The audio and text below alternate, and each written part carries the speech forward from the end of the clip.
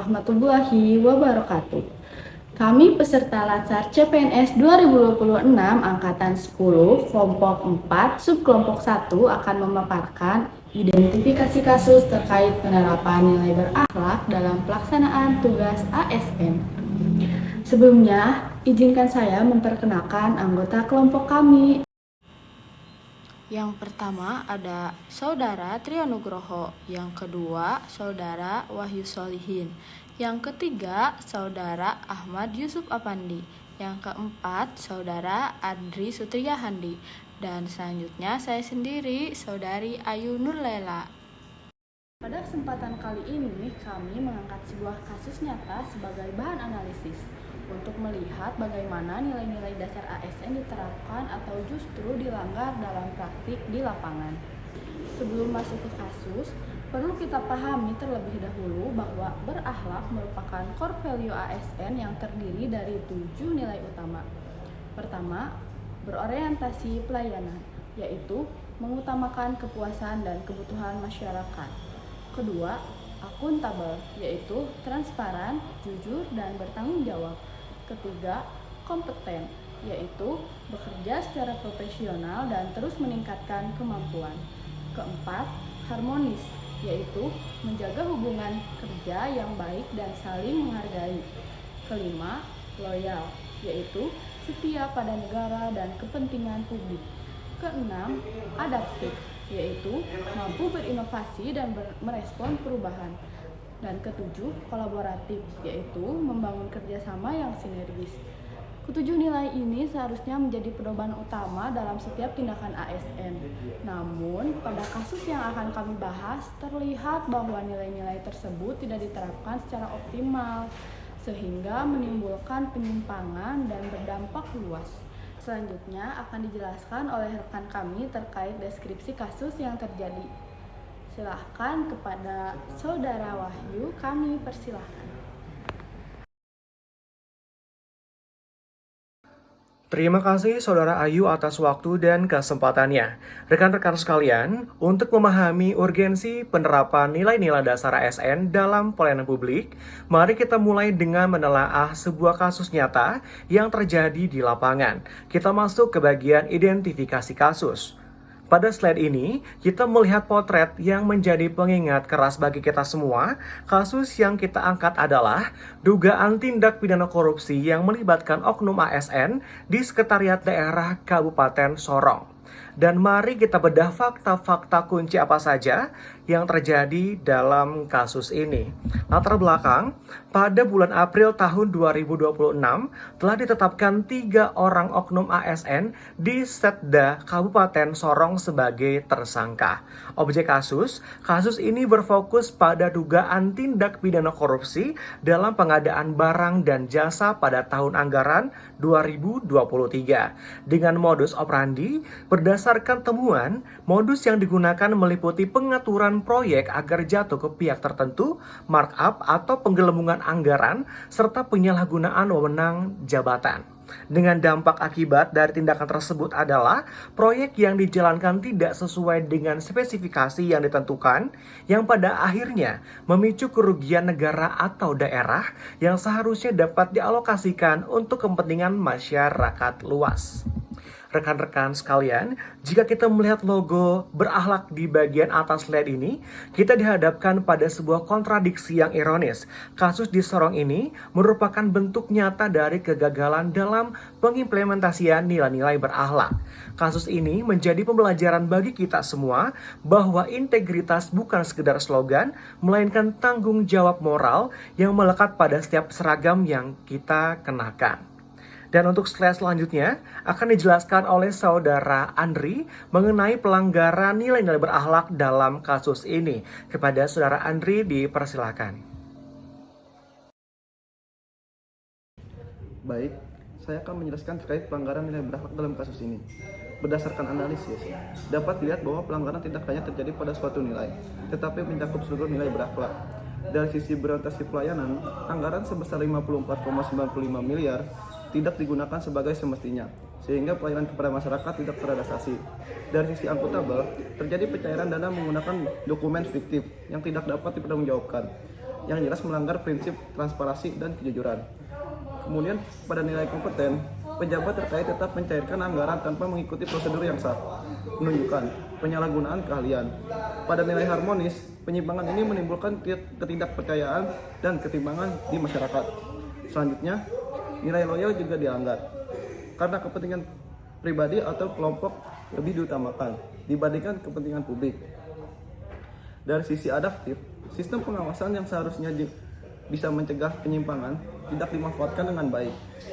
Dan terakhir, dari nilai kolaboratif, justru terjadi kolusi atau kerjasama yang tidak sah antar pihak.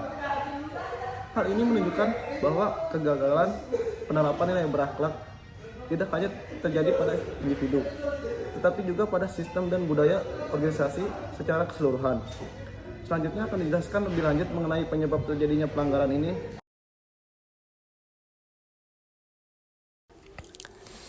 Analisis penyebab root cause berbasis nilai ASN. Yang pertama, berorientasi pelayanan rendah, yaitu dana pengadaan diperlakukan sebagai komoditas keuntungan pribadi. Tujuan utama pembangunan daerah terdistorsi menjadi pencarian fiktif. Yang kedua, akuntabel lemah, tidak ada transparan anggaran secara real time pada bendahara pengeluaran.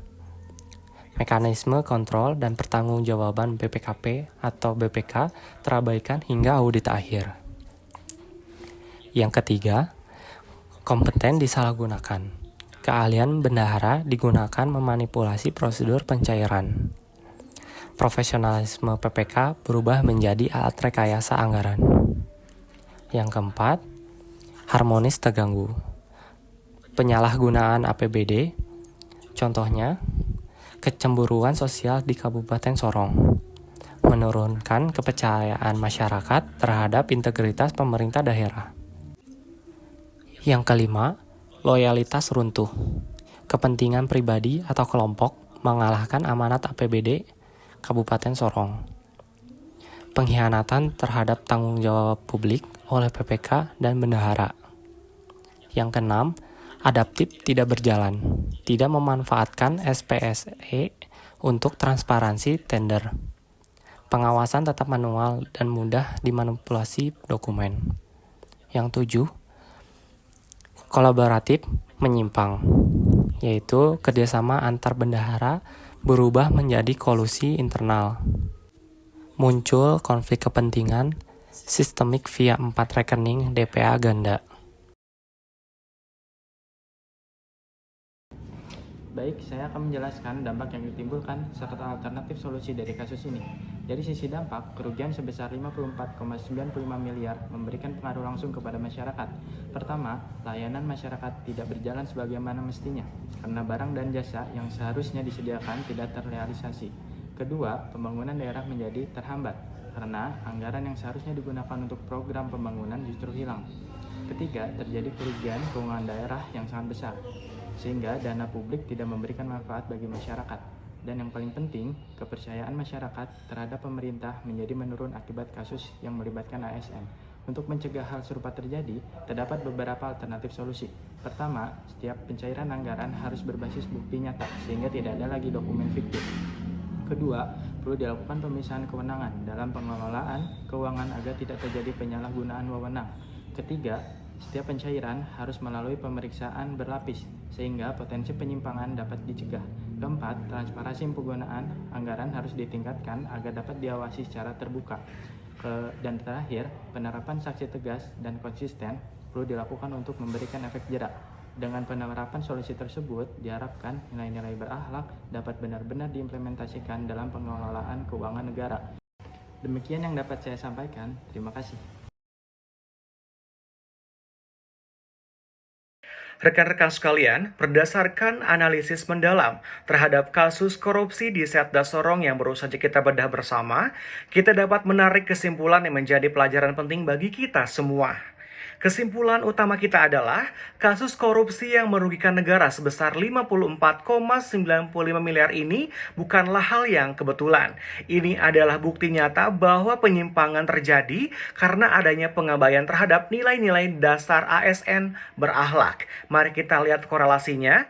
Pertama, nilai berorientasi pelayanan diabaikan karena anggaran yang seharusnya untuk masyarakat justru diselewengkan. Kedua, nilai akuntabel dilanggar secara fatal melalui pencairan dana senilai 17,128 miliar dengan dokumen yang tidak sah. Ketiga, nilai kompeten tidak tercermin dalam proses pengadaan barang dan jasa yang melanggar aturan. Lebih jauh lagi, dampak sistemik yang muncul adalah rusaknya nilai harmonis karena timbulnya ketidakpercayaan publik, serta dilanggarnya nilai loyal karena oknum lebih mengutamakan kepentingan pribadi. Terakhir, kegagalan sistem pengawasan menunjukkan bahwa nilai adaptif dan kolaboratif tidak berjalan sebagaimana mestinya. Singkatnya, tanpa penerapan nilai berakhlak secara konsisten, korupsi akan terus menjadi ancaman yang nyata dan berdampak langsung pada kesejahteraan masyarakat yang kita layani. Sebagai penutup, kasus ini adalah cermin bagi kita semua. Menjadi seorang ASN bukan sekedar menjalankan tugas administratif, melainkan sebuah amanah besar untuk menjaga integritas negara. Pelajaran dari kasus ini harus memperkuat komitmen kita di unit kerja masing-masing, termasuk di lingkungan imigrasi dan pemasyarakatan. Untuk selalu memegang teguh nilai-nilai berakhlak, mari kita jadikan integritas sebagai kompas dalam setiap tindakan, dan kolaborasi sebagai fondasi untuk menutup celah penyimpangan. Demikian presentasi yang dapat kami sampaikan. Terima kasih atas perhatian dan kesempatan yang diberikan kepada kami, Angkatan 10 Kelompok 4 pada Latsar CPNS tahun 2026.